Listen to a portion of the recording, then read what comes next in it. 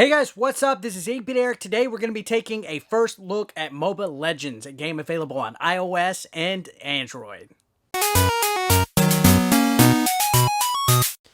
So Kick9 has created Moba Legends, which is a game featuring tons of legendary characters that you can play as. There's over 16 of them. They each have unique abilities, different power-ups. I think that the selection of characters is pretty impressive. I had a lot of fun leveling up the group that I did have. Now, when you first start off the game, you're by yourself, but eventually when you level up and you earn more legendary characters, you're able to create a team. Now, I played with a team of 4, and I found it to be pretty impressive. You're able to switch out which characters you're controlling at the time, kind of like tagging in and out on a tag team.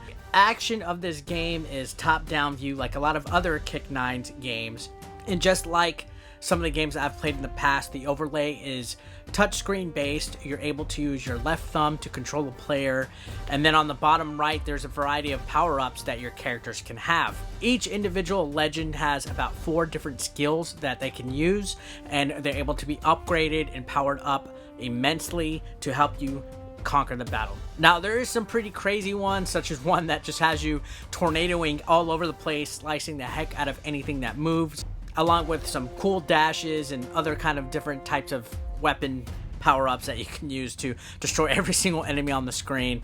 I found the controls to be not too bad. A lot of times these touchscreen types of controls get a little bit staggery and a little bit, I would say, laggy. On Moba Legends, I didn't find too much of that. I found the controls to be pretty intuitive and easy to use. Now, of course, the power-ups are able to be used within time intervals. If you use one, you gotta wait for it to power back up in battle. The fighting in this game is actually pretty impressive. Some of the modes actually last quite a while. If you're powered up, the adventure mode has a lot of different options, and sometimes it goes by a little bit quickly, but you can instantly go from one match to the next without really having to wait that long or going through any menus. So I really like being able to progress the next chapter just by selecting next stage. Some of the missions are actually pretty enjoyable. There's missions where you go and defeat a beast. There's missions where you catch up to a beast. You don't let it escape the stage. I think the graphics in the stages are very well done. There's tons of enemies in the levels.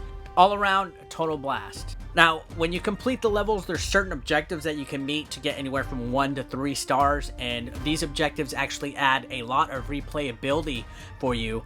Like anything from clear the stage within a certain amount of time to don't have any of your characters die, and other things like that. So it provides an added challenge that you don't really see in a lot of these dungeoneering type of games.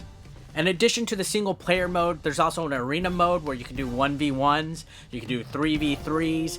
Now, the 3v3 can be pretty challenging at times. It has a whole tower defense concept where if people are within your towers, they get attacked, and vice versa. You're playing against real people, so it could be pretty tricky at times to defeat some of these because a lot of them run back to their towers so they're protected, and these battles actually go on pretty long. It's till you defeat a certain tower or you get 20 kills on their opposing team. So make sure you upgrade a lot. Now, there's shops that you can buy all sorts of items, but there's also summoning, where you can summon certain items and certain characters. This way you can find some pretty rare characters, some pretty powerful legendary characters that will allow you to have the advantage over your opponents. Now, one thing that I would like to mention back to the combat is the area that you battle in. There are certain branches and paths that you could take. You could choose to go the up route or the down route, or you could even hide behind certain rocks, certain towers that are used for you. There's even power-ups scattered throughout the areas. So there's a lot of modes, and there's a lot of strategy that you can use in this game in order to defeat your enemies. There's also all sorts of customization with your character. There's a rune system. There's also skill levels that you can increase your skills, your power-ups, all sorts of things for your characters. There's even skins that you could customize on your top of your character. So there's a pretty good amount of customization involved in this game. In addition to that, there's all sorts of free and weekly tournaments, different events going on. Lots of stuff coming out. This game just came out. Moba Legends is definitely worth a look. I think I've thoroughly enjoyed it. I'm about level 17 right now. And well, guys, that has been Moba Legends. Thanks again for watching the video, and special thanks to Kick9 for sponsoring this video.